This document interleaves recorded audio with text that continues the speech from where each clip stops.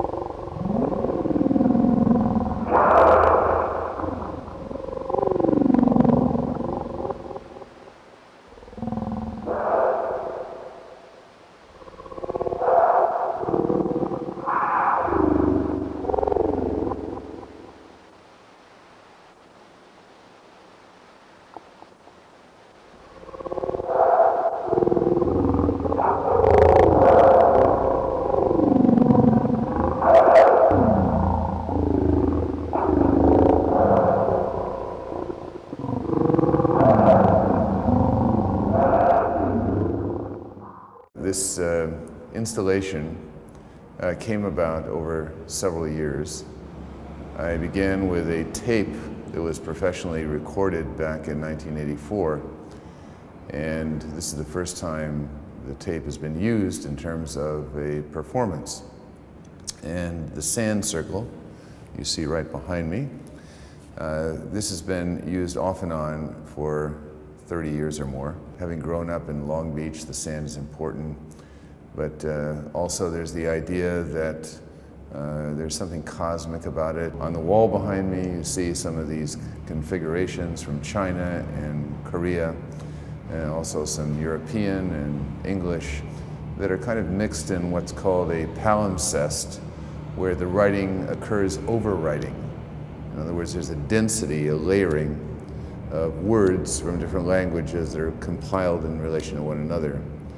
And that's a very important part of what I do. Also in the sand, I was mainly focusing on sun signs from Mesopotamia, which of course is a very ancient culture in terms of the embedding of Indo-European languages. Sometimes when signs are put together from different places in the world or different cultures or different periods in history, that there are certain kinds of conflicts. I'm interested in aspects of the city. I'm interested in the relationship of money to sex, which is something that I bring into the performance because that's also an interesting kind of conflict, but also it's a kind of currency that I think is very much a part of New York life. The performance is also an installation.